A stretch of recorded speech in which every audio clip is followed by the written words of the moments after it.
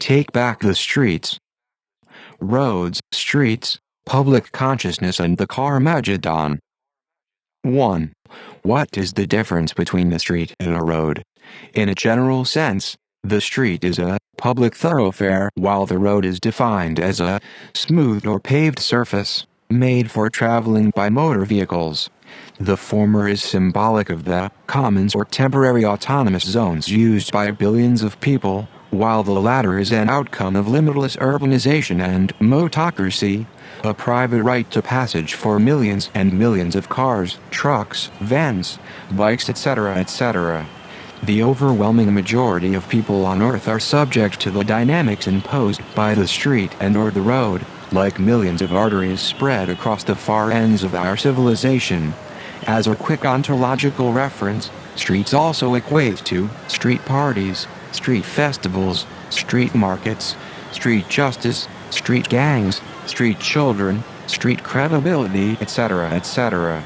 Roads, on the other hand, extend into road rage, roadblocks, road warriors, hit the road safety, etc., etc. Clearly, one signifies democratic zones that have existed for thousands of years and are ecologically viable extensions of coexistence, while the other is a crucial aspect of the economy and the global car culture. Well, the road to peace also merits a mention, however far and few be the actual cases in recent history. While street and road are often understood to mean the same thing, yet beyond their material construct, they are in opposition to each other, as concepts of space, as dynamics of territory. Roads are symbolic of tarmac and fossil fuels, linear and mechanical in nature, as an evolution that equates to private enclosures of the motors that drive current civilization. Streets are allegorical to public arenas where common people can join together, collectively manage social affairs, exercise their civil rights, conduct small business and also throw parties, one being social and the other antisocial, in context of liberty, movement and survival. The following essay is an attempt to illustrate the involved conflict and true cost that roads and cars wield together, versus the socio ecological value and utility of our streets. Regardless if you love cars, old or new, or favor public transport or bicycling or just walking, all of the above must have an universal measure of responsibility and consequences.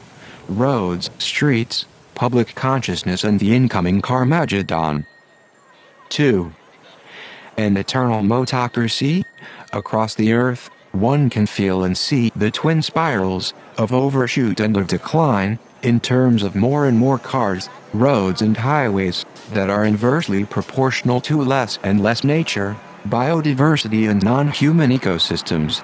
Since 1955 the UK has lost 43% of its rough grazing land, 65% of song thrushes, 90% of meadows, 50% of lowland woodlands, heaths and fens and 140,000 miles of hedgerow.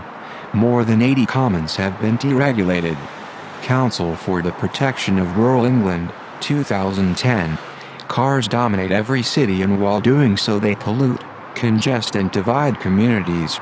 Folks who drive cars throughout their adult lives seldom stop to think that the private vehicle actually isolates people from one another.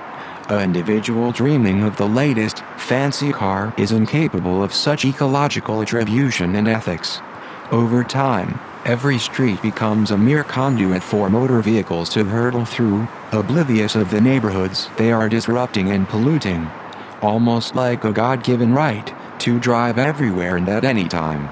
In reality and in a million movies, it is the car that takes up a silent but central position, almost as the true hero and savior of an otherwise unsustainable civilization. Cars have created social voids, allowing people to move further and further away from their homes, dispersing and fragmenting daily activities and lives and increasing social anonymity. Cracks in the gray sky ecological resistance, anarchist library. Even as it appears impossible to imagine current society without cars, the idea has tremendous value, regardless of what car owners justify most often as a vital necessity. For it is not true, and in most cases a pathetic self-serving manifestation of capitalist tendencies. By ridding society of private cars would allow us to recreate safer spaces and ecologically cleaner living environments, to return the streets to the people who live on them, and perhaps towards higher social solidarity and ecological sustainability. But what about the electric car? Hardly makes a difference as to what type of car, when the present questions are about ecological damage and reformation, about unfair labor practices, first world economic imperialism, human rights violation, endless extraction and irreversible environmental damage. All that is involved in the production of electric vehicles and peripheral technology is akin to the production of old, now out of fashion, internal combustion vehicles. Be wary of the propaganda mills like Top Gear and EV experts, who continuously advocate electric vehicles, albeit using hoodwinked terms like guilt-free mobility and technology adoption, S-curve and best built, least glitchy and fastest. These people are merely out to make more money based on new technology, just like Henry Ford and Walter Chrysler did 100 years ago. For now, we can ignore the serfs of happy motoring based on the fact that, like the endless proliferation of cities and suburbs, cars are also an unsustainable facet of an unquestionable capitalist and anti-ecological culture. Most self-styled experts of EVs believe in endless extraction, which is symbolic of a ravenous, arrogant, techno-fix capitalist society. A recent seminar, made of diverse grounded in reality opinions, corroborates the above argument, especially in context of people living within the first world. We, common people, are unlikely to enter the much-touted electric revolution made of electric vehicles that is currently rising thanks to taxpayers' money utilized by a few giant corporations, backed by green-colored propaganda and the global green scare.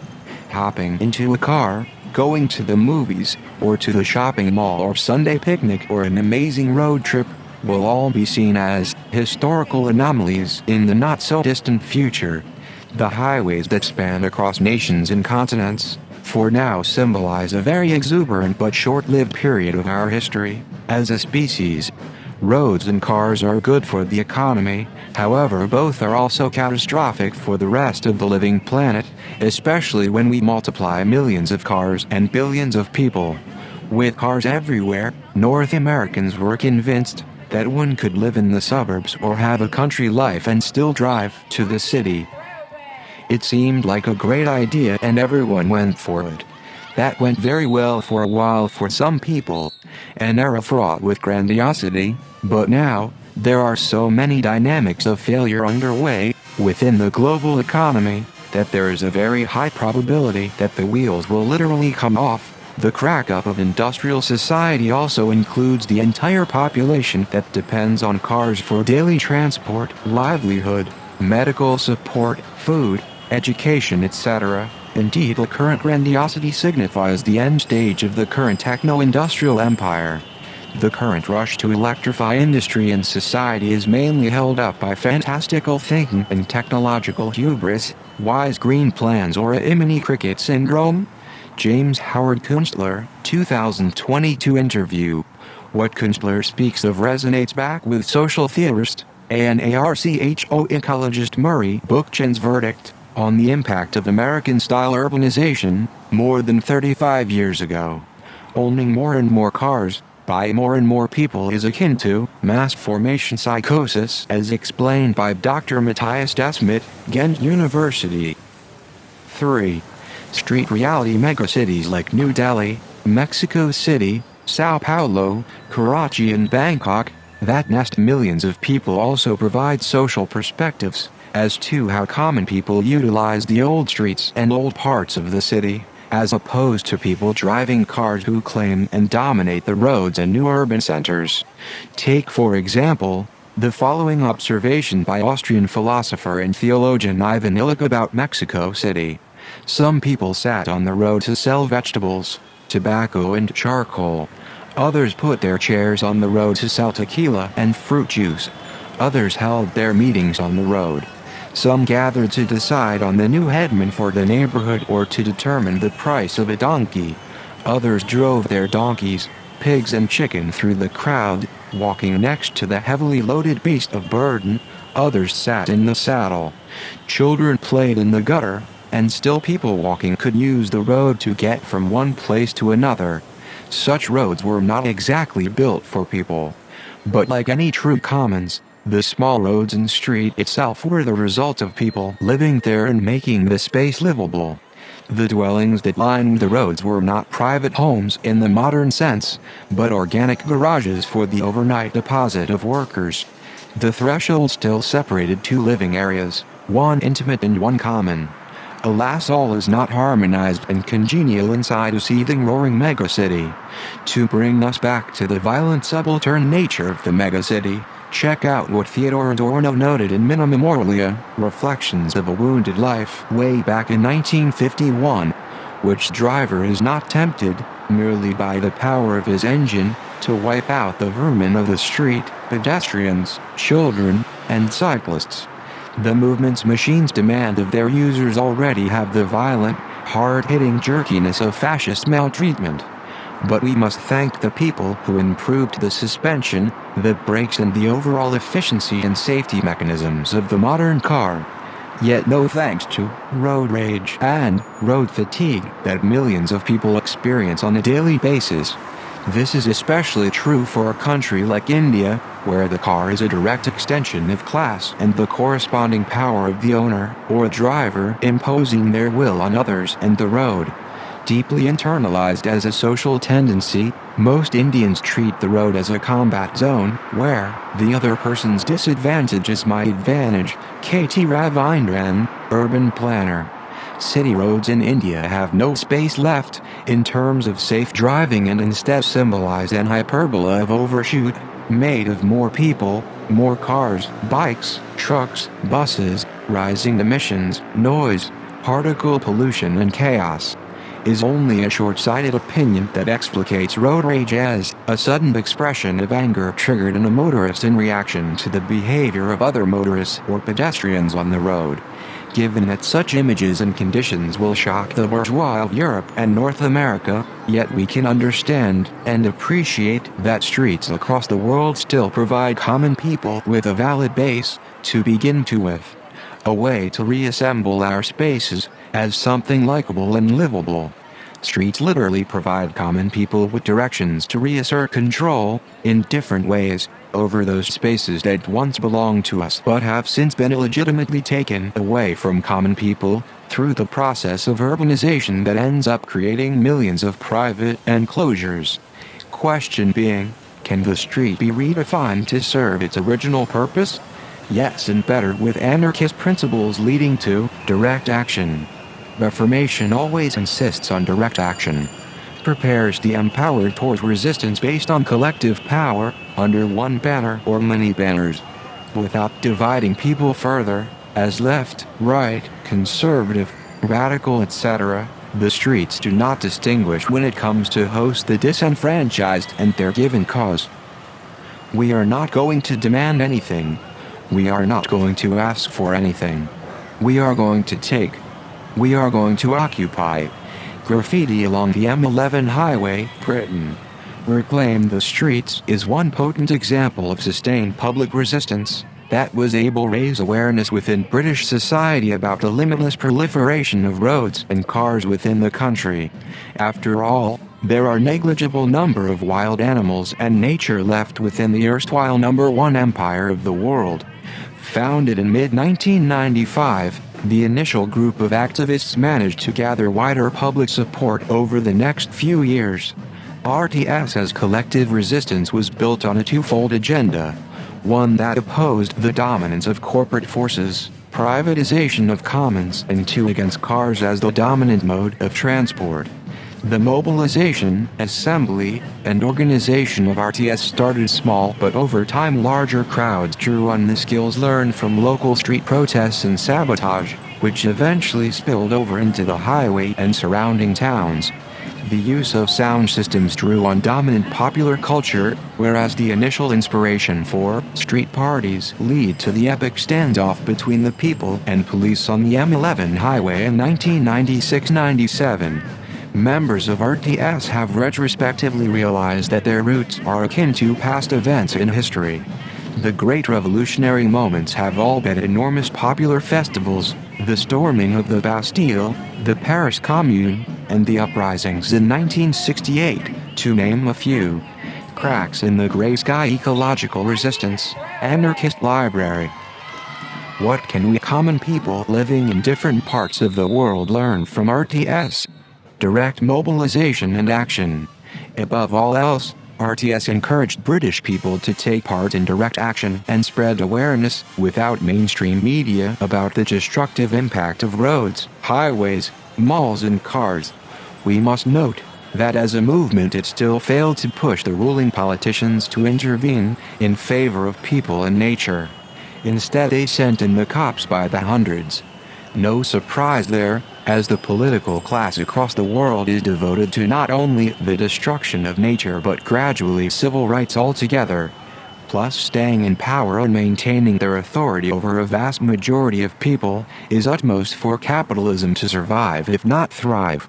Direct action is about destroying that power and authority, and people taking responsibility for themselves. Direct action is not just a tactic, it's an end in itself. It is about enabling people to unite as individuals with a common aim, to change things directly by their own actions. Do or Die, Deep Ecology Diaries. In hindsight, by and by certain European cities like Barcelona, Amsterdam, Copenhagen, Vienna, Valencia and Berlin, have adopted a range of interventions and policies, where public transport, riding bicycles, walking, street markets and activities etc. is encouraged and sustained at a local level. In spite of corporate pressure and interests, a few of these cities are even considering to altogether prohibit privately owned cars from the busiest parts of the city. Much of this ties up with earlier ecologically motivated actions, of not just of RTS, but a range of organizations based around the world, such as Earth Liberation Front, Critical Mass, Street Child, BKU, Symbiosis, La Asamblea de los Pueblos Indígenas and the more radicalized and confrontational groups like Black Bloc, Federación Energética Informal, J25 etc. The European Union has recognized no less than 400 such organizations, involved in various kinds of citizen assemblies and anarcho socialist reformation projects. The resounding logic from most of these organizations is, why wait or simply direct action now? 4. Back to that not-so-famous street in front of my house or your, that also merits attention, also invites us to participate and to reorganize. Our homes, our streets and little town squares are spaces where direct action circles, alternative media and localized agendas can be hatched and given wings. Catalysts of forthcoming change are, as the famous anarcho ecologist Murray Bookchin explained, by taking back power to organize at a local level, most often equates to the first steps that reharmonize the relationship between society and nature.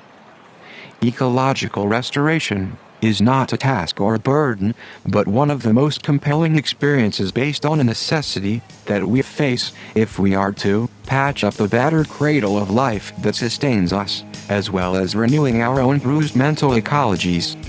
Do or Die Issue 1, Earth First Movement.